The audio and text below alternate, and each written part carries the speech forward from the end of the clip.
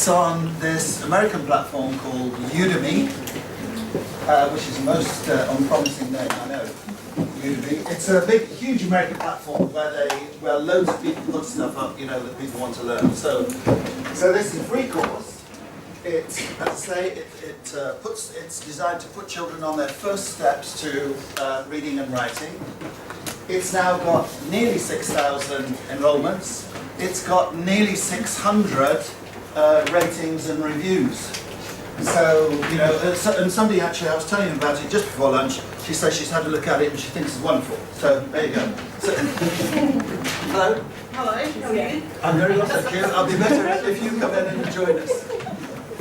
I think that's going to be it pretty much for us. So, Oh, excuse me. it's all right. Yes. First of all, can we do the introductions very briefly and say this is my colleague Kim Bloor. She's an educational and developmental psychologist and she works for DSF, spelled in Western Australia, which she'll tell you something about actually when she begins the talk. My name's John Walker. I'm a developer of the Sounds Right Phonics program and we roll this out all over the UK and in large parts of Western Australia, Melbourne, and all sorts of places like that. Right. Okay. Well, I was expecting this to be slightly more formal than it's turned out to be, and as you can see, I've written a talk. What we aim to do, the power of this actually, is that we aim to be no more than 20 minutes, and we want to allow plenty of time for you to ask questions. So I'm hoping that some of the issues that some of you are interested in. Hello.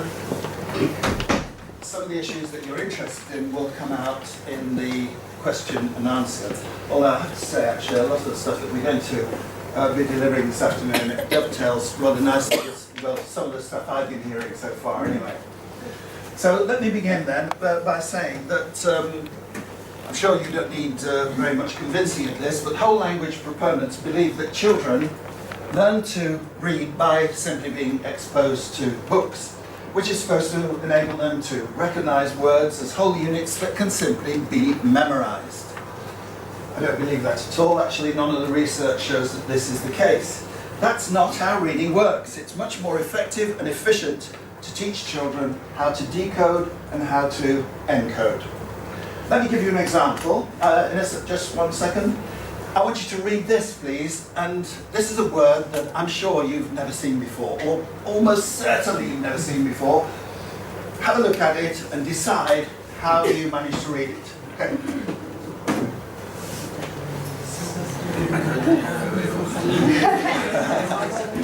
Right. It's the longest isogram in the English language, actually. We're going to talk a little bit about it in terms of etymology and morphology, just towards the end, if we've got time. We might not have time. But what you almost certainly did was you used your segmenting skills to begin with. You used your segmenting skills, you put the segments together to form syllables. After you put all the syllables together, you probably went subdermatoglyphic, hey, subdermatoglyphic, and you got it off just like that. And that's exactly what we have children doing in our program eventually, okay? Eventually. So, thank you. So if you'd kill it for me, thanks. So phonics is not some approach that just teaches kids. So phonics is the only game in town, actually, to read things like at, mat, okay? But it does start there. That's where it starts for young children. Or rather, it doesn't quite. I'm teasing you a bit here, aren't I? Most phonic programs start from print to sound.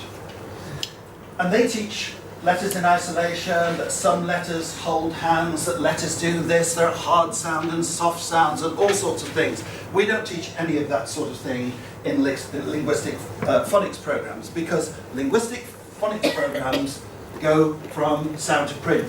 They start with what all children know and learn, in the last trimester of pregnancy. Actually, I really wanted to tell Tom Nicholson this morning when we were in that talk. In the last trimester of pregnancy, children can hear the sounds that their mother's making because the womb is actually the perfect funnel.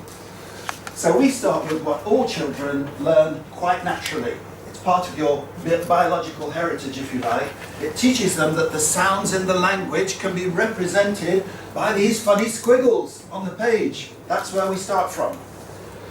So how do writing systems work? And I'm going to go back now a little bit. Writing systems are spelling codes that represent the sounds of the language. That was what they were invented for. Although the English alphabet code is complex, there's no doubt about that, it's the most complex alphabetic code in the world. And for that reason, of course, it's difficult to learn. The system is really structurally very simple. There are sounds and there are spellings. Spellings and sounds. That's it. It's incredibly simple if you put it like that from a structural point of view.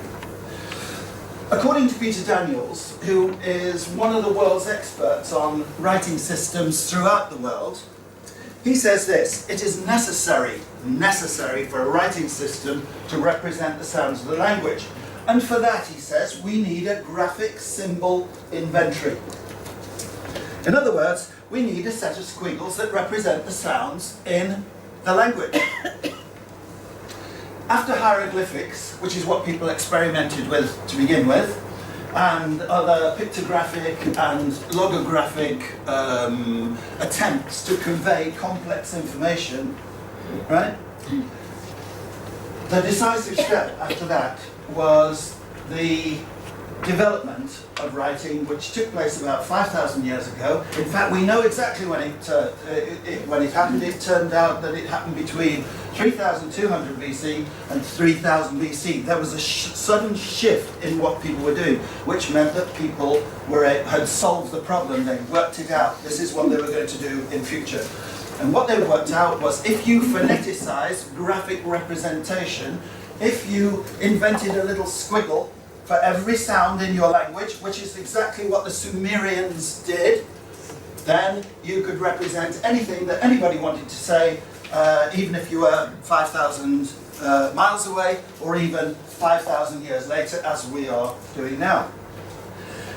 It's also true, really, by the way, and that system meant that you could have a very, very high degree of accuracy too. It's also true that many changes that have taken place to the English writing system over the centuries have made it somewhat opaque, somewhat difficult to learn if it isn't taught properly. However, it is still the case that the English alphabet code represents the sounds in the language. And some of you, I'm sure, will want to challenge me on this a bit later on. So, as I've said before, linguistic phonics makes the relatively complex English alphabet system simple. The approach teaches children from sound to print. In other words, you know, it starts off from what all children learn naturally, the sounds of their own language.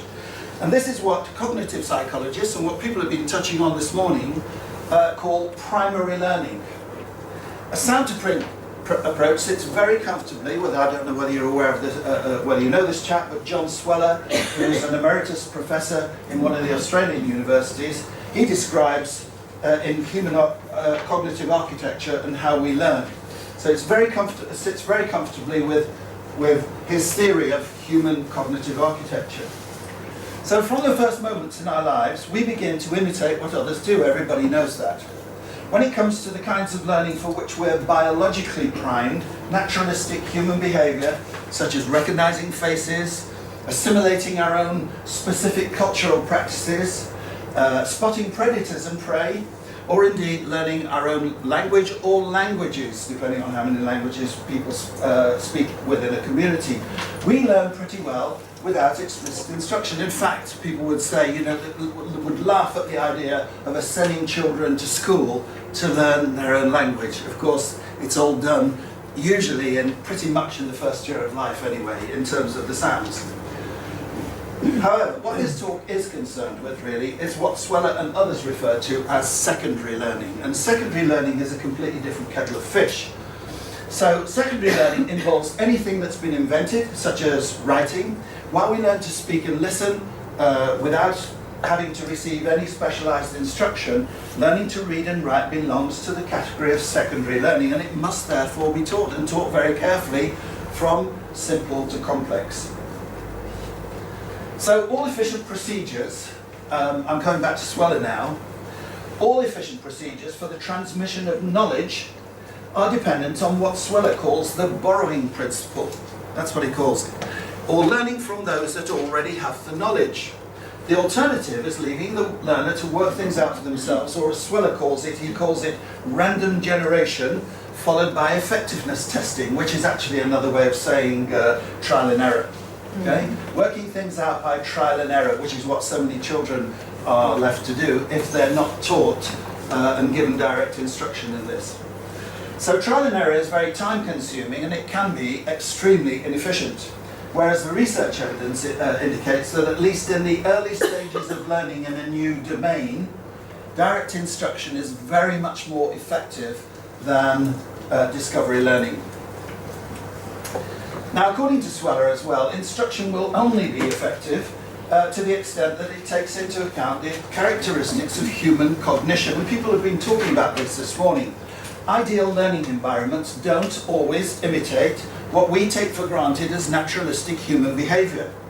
If they did, there wouldn't be any need for schools and universities, there wouldn't be any need for specialised instructional techniques and so on. Simply being in the world with an eye and an ear to what's going on around you would be sufficient. Or simply being surrounded by books would be enough for children to learn to read, as whole language proponents maintain. Now the problem is that in English we have one of the most complex writing systems in the world, as I've said already. We know the long tail of underachievement in learning to read and write is enormous. And according to the OECD report in 1997, and this has been replicated a number of times, as many as 50% of people don't learn to read and write to the level required for work, for the higher levels of secondary school and what have you. So what Sweller and David Geary and many others contend is that we've evolved to assimilate and process information in order to direct human action. In so doing, what we've evolved is we've evolved a natural processing system, human long-term memory. And what I want to say about this actually is I've been dying to draw this all morning because people talk about short-term working memory and long-term memory. And what working memory looks like is something like this. A nice way of thinking about it. And then an endless bulb to my bottle, right? Cognitive psychologists say there's absolutely no limit, no known limit to what you can contain, what you can absorb into your long-term memory. The problem is, of course, is if you think about it like this, the problem is getting stuff from here all the way along this very, very narrow neck to the bottle into long-term memory. And for that, of course, you need lots and lots of practice. So the repository of long-term memory isn't a jumble of all unrelated facts that we store and we retrieve from time to time. It's central to how we learn. So when we ask ourselves, and again this is something that people have been talking about today already, what it is that differentiates experts and novices, by which I mean domain-specific problems. These problems apply to different domains. So if you're a brilliant mathematician, that doesn't necessarily mean you're going to be a great chess player or that you could author books and so on and so forth. That usually people's expertise lies in a particular domain that they've worked on for a very long period of time, and it doesn't transfer across. Although, of course, learning to read and write transfers across all the domains in one sense, so that's why it's so incredibly important that we teach children to read and spell from the beginning. So, what they say as well is that the answer to this problem appears to be simply the amount of knowledge that we hold in long-term memory. Because what they also say is that you can bring back that knowledge into working memory as a single item, as a unitary item, and you're able to work with that in working memory by simply having it in long-term memory in the first place. So, when we present young children with the task of learning to read and write, they may have little or no prior knowledge, and I suspect that some of you will want to know a little more about this later. In addition, working memory is transient and limited, and especially so for 4-year-olds coming into our classrooms. And believe it or not, I do teach on a regular basis. I have schools in the UK where I go in and teach all the time. What we must do, therefore, is we need to present children with an approach that builds a schema for sounds and spellings, spellings and sounds, and it teaches them from simple to complex, and it turns this into an ever more sophisticated tool. So, learning, as we tell our teachers on our training courses, is usually uneven, and it's punctuated by all sorts of, I suppose, improvements, by plateaus, and even by regressions. So it's messy. And to continue to make progress in any particular domain, what we need really is practice that's delivered by the teacher, and which is mindful and sequential and structured. Now, Hattie was mentioned this morning as well. John Hattie, who's written a very, very good book called Visible Learning and the Science of How We Learn, he emphasises the importance of teacher knowledge. And of course, one of the problems about teacher knowledge is very often it's poor. And Tom was saying this morning that he went into a teaching institution in the UK. Actually, most teaching institutions in the UK do not teach people how to teach phonics. They don't. I'll tell you why, because the lecturers are very, very resistant to phonics. They hate phonics, and actually would do anything they can to keep it out of the classroom if they could. We have a real battle actually in the UK. People seem to think that we're going along very nicely, but actually that isn't quite the picture that should be painted. I mean, if tests were done across the country, I suspect you'd see something rather different. Anyway, so I'm going to move on to skills. So what kind of skills do we need as well to refine and practice? The more we practice our skills, segmenting, blending, phoneme manipulation, the more automatic they become. The more automatic they become, the less you have to think about them, the more they dip under the level of conscious attention. You do it without even thinking about it, and then you can pay attention to higher order skills. The other thing we need to do with young children is we need to constrain the amount of information that's going in, or that we present them with. And again, one of the basic tenets of cognitive load theory is that Hattie says novices need to concentrate as deeply as they can on specific ideas without encumbrance from other sources. In other words, we need to take things a step at a time and do our best not to distract learners with extraneous activities or information that have nothing to do with the task in hand. And there are some phonics programs which are all singing, all dancing, and very often children are left wondering, what on earth is the message I'm supposed to take from this? Do I remember this jingle? Do I remember this rhyme or whatever? What is it exactly? Because young children actually, can lose focus very quickly unless it's made absolutely clear. So really, what I want to say to conclude this is that teaching the code knowledge and the skills and the conceptual understanding that's necessary to becoming a highly proficient reader and writer through a sound-to-print approach is really fundamental, and it's what we should be aiming at. The head of one school in the UK, a chap called Ian Clennan from Selby Community Primary School, put it to me that this approach has destroyed the 25% gap at the bottom in reading in his school in just only 1 year. So what we're going to do now is Kim's going to talk a little bit about her work, and she's going to give you a little research data, aren't you? Yes. On some of the things that we've been working on. Thanks. Okey-dokey. I will try to keep this brief so we do have time for questions at the end as we go. But just to give you a little bit of context and background in terms of where I fit in the picture. So in my work at Dyslexia Spelled Foundation in Perth, Western Australia, I'm part of a very busy clinical team. We've got 18 psychologists and 6 speech pathologists on staff, alongside a very large administration team. And we oversee the activity of roughly 160 specialist literacy teachers and tutors that work across WA, so not only in metropolitan centres but in remote and regional centres as well. We conduct clinical assessments, so for individuals, children, adolescents, adults with learning difficulties and learning disorders. We also offer tuition and therapy. And primarily what I'm involved with at the moment is regularly working with schools, so across Australia and in very remote centres of our lovely country, in a consultation and support role, so guiding their implementation, their delivery, their practice in the classroom, using evidence-based literacy and numeracy programs and approaches and best practice based on research. In all of these areas that we work, our focus, our approach is on the most effective and efficient way to teach individuals of any age. So we've seen adults 60, 80 years old, certainly a testament that it is never too late to learn to read and write. So teaching individuals of any age to be able to read and write effectively in these subdomains. Unfortunately, we do know that many children find learning the foundation skills in literacy extremely difficult.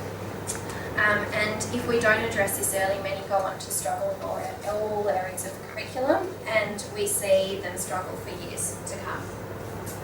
Now, when we look at, sort of that cohort of students, we do see those that present with a specific learning disorder or a specific learning disability. So we're looking at those that have enduring and persistent difficulty in a particular aspect of academic achievement that's due to an underlying neurological condition.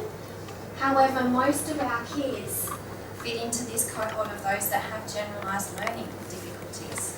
What we're looking at there are those students who have not developed the adequate skills due to a range of cumulative factors and fall into this cohort of roughly 20 to 25% of our students, as we see in Australia particularly. So these children underachieve for a variety of different reasons. We see this due to factors such as sensory impairment, so hearing and vision difficulties, severe behavioural, psychological, emotional conditions, English as a second language or as a second dialect, so particularly when we're working out in our remote communities, that is a big factor. High absenteeism, transiency within the school system, ineffective instruction or inadequate curricula.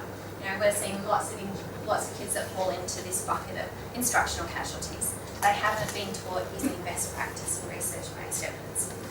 These children all have the potential to achieve at age-appropriate levels once provided with programs that incorporate appropriate support and evidence-based instruction.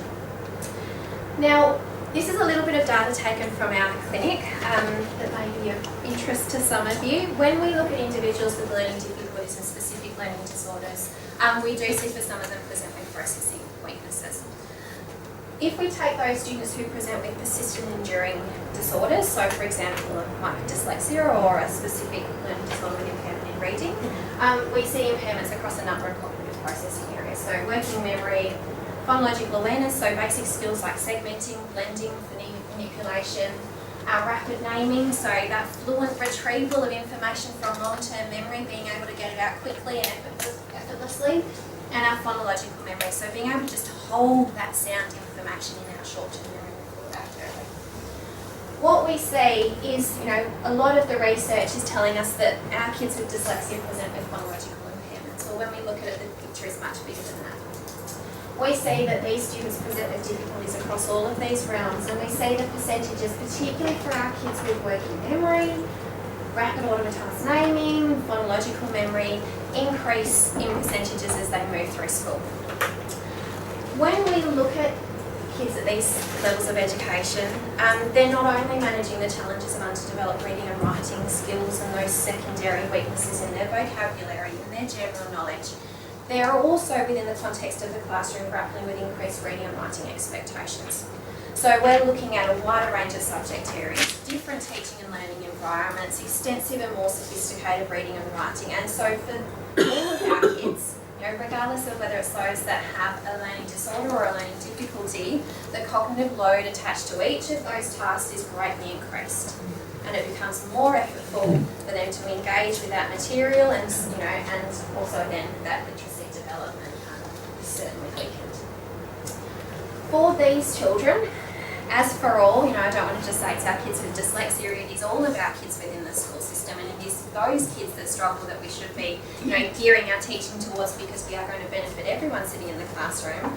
But we need to be cognizant and deliberate in our instructional approach, so as to really reduce this load on their working memory, because as John mentioned, it's limited. We can only get so much in there, and we want to do it in a really deliberate manner. This means teaching and learning must be explicit, cumulative, sequential, starting from simple and moving to more complex, and cemented in a sound to print approach. So starting with what our kids bring to school naturally, which is the sounds of our language. Moving from a natural process into something that is not natural, as is learning to read and to write. What we need to add into that is frequent opportunities for practice and revision. There's been lots of mention around practice in the context of today, to be able to aid understanding and retention as the consolidation of our fundamental literacy skills is certainly more challenging for our kids who struggle. Now, there is impressive evidence from the UK for the effectiveness of the linguistic phonics approach, so a sound to print approach, as John's been talking about. This is in context where teachers are well trained and the program is used with fidelity. So that's half an hour a day, every day from reception year. What you're looking at in this table is the spelling results from Year 2 students at St George's Church of England Primary School. Now, this is a school that's in one of the most deprived areas of London, so you're not looking at a leafy green school. These kids are coming into school with significant disadvantage. What it shows us, however, if you look at the chronological age matched next to their spelling age, is that not a single child who'd been taught using a linguistic phonics approach from reception scored a spelling age below their chronological age. Pretty impressive if you ask me. In fact, if we look at it, apart from 2 students, so who were, where are we? Where are we going to see it now? 5 months and 8 months ahead. Where are we? This side, 5 and 8 down here. It's much easier to see on my page than it is on yours. So in fact, apart from those 2 students, all the remaining 27 kids were ahead by double figures, which is pretty great. In addition to these impressive spelling results, 100% of students at St George's School achieved the threshold for the phonics screening check each year for the last 5 years. So again, we're seeing that reflected in, not just their spelling results, but across the assessments that are happening. We're also seeing really remarkable results at St Thomas Aquinas, so another school within the UK that sits in an area of disadvantage. What we see within this data is that over 66% of students at the average age of 7 years and 4 months, so again at that Year 2 level, scored well over 2 years ahead of their chronological age. If we think of that, it's certainly suggesting that it's a level of literacy that's probably going to enable them in just sheer decoding and encoding ability, so reading and spelling abilities, to be able to cope with the early stages of a secondary curriculum. The remaining children, except for one, achieved a spelling age of 6 or more months ahead of their chronological age. So what this shows us overall, in kind of a bit of a nutshell, is that a whopping 98% of their students were scoring well above their chronological age in terms of their spelling results. And we know that spelling is a much more difficult skill to master, which is why this was certainly taken as an important assessment. Again, like St George's, the vast majority of students at St Thomas Aquinas have also reached the threshold for the phonics screening check on a consistent basis. As I mentioned previously, these results are achievable through proper training in linguistic phonics, and also with a really strong school leadership team to make sure that no child is left behind and all children are taught to read and write. So it's a sustainable approach. We're certainly seeing it at a whole school level. In our work at DSF with schools and educators and the training courses we provide, we are regularly highlighting recommendations to guide best practice in literacy instruction and literacy intervention, and that is based in evidence and based in research. And we see this in the results from some of our schools that it makes a difference to their overall academic progress. What we are talking about, and this is only some of them, we certainly have full-day workshops that we present on these particular topics, is starting with a strong emphasis on oral language and pre-literacy skills in the early years, with further opportunities for development of these in later years of school. We're starting with those lovely language skills, our speaking and our listening. Often we are tempted to move really quickly into our reading and writing without a strong foundation to build on. We're also highly recommending use of a systematic or systematically structured synthetic phonics program that is sequential, that is cumulative, and that is explicit in its delivery. And across all areas of, I guess, sort of instruction, that explicit instruction, we've kind of been listening to sessions, they talk about explicit direct instruction with use of high use of formative assessment. So essentially we're looking at their being able to monitor student understanding and target teaching to the appropriate level of challenge. We're also looking at ample opportunities for practice and application. This is really, really, really important to get that information into long-term memory through the use of decodable texts and sentence dictation. Lots of people know. Yay! Preaching to the converted up here. And the provision of targeted intervention for those students that struggle to meet year level expectations. But that is on top of having a high quality literacy instruction program within the classroom. We want to teach well. I'll come back to the question. I also, on top of this, just want to reiterate the message from many presentations today is that we also need to maintain high expectations. High expectations in terms of our delivery of instruction, high expectations in terms of behaviour, and high expectations in terms of our students' academic development to ensure that no child is left behind and all of our kids are successful and we don't see life's doors closing in their face when they get tertiary education. I will leave it at that.